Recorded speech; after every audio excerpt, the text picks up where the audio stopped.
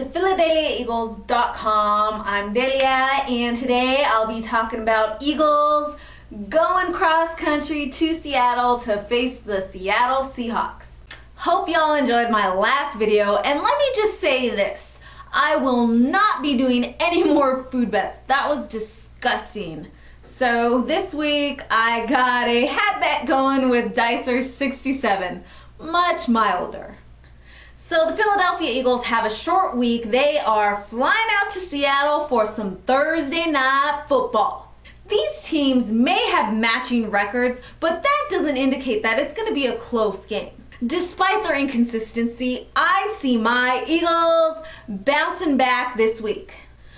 Let's see, what can we say about the Seattle Seahawks? Well, they've been a team that I hardly pay any attention to, partly because we haven't played them since 2008.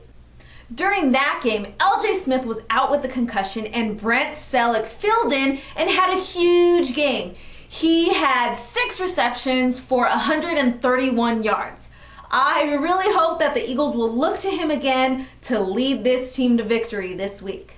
An interesting thing to note about Seattle is that their stadium is known for its 12th man, because the fan noise levels make it difficult for some opponents. However, the 12th man has not been an issue for the Eagles in the past. Let's take a look at this matchup from the past decade. Back in 08, 02, and 01, the Philadelphia Eagles beat the Seahawks in Seattle. Back in 07 and 05, the Seahawks beat the Eagles in Philadelphia. So according to this pattern, the team that travels is the one that ends up winning. For the sake of Eagles fans everywhere, I sure hope that pattern holds true this week. Outside of Eagles matchups, the last time I've actually watched a Seattle Seahawks game was when they upset the New Orleans Saints in the playoffs last year. That goes to show that this team can surprise you, just like when they beat the Giants earlier this year. So just like the Eagles, you never know what team is showing up on game day. Vick and Macklin have been ruled out for this game, and Asamoah and McCoy have been listed as questionable, but I'm going to assume they're going to play this game. With Michael Vick out, Vince Young will have another opportunity to audition for his starting gig next year. What I really want to know is, will Andy Reid actually use LaShawn McCoy this game? I sure hope so. And of course, it wouldn't be another week in Eagles football if there wasn't some drama. Now this week, Casey Matthews had an interview reacting to the frustrated Philly fans. He stated that it's difficult when your fans boo, and he's looking for more support as the Eagles players try and turn things around. This is not the first time a player has addressed this topic to the media, which means it must be a continuing topic in the locker room. It really pains me to see Eagles fans and players battling like this. Welcome to my lounge of deep thought.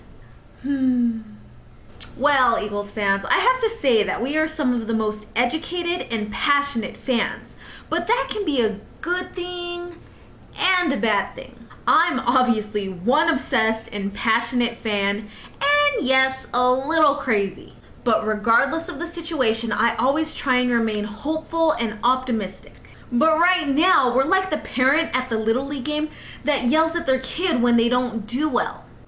I get it, I get frustrated too, but that approach tends to be counterproductive to those performing. Some of these players are very young and still maturing. That's really tough on a young kid, and that can take its toll on their mentality going into every home game. That could be the slight difference of a dropped ball, a fumble, or blown coverage. What if the reason we are losing these close games is because of an edge the fans are taking off of these players mentally? We've seen it with other teams like Seattle's 12th man, that the fans at the stadium can boost a team's morale.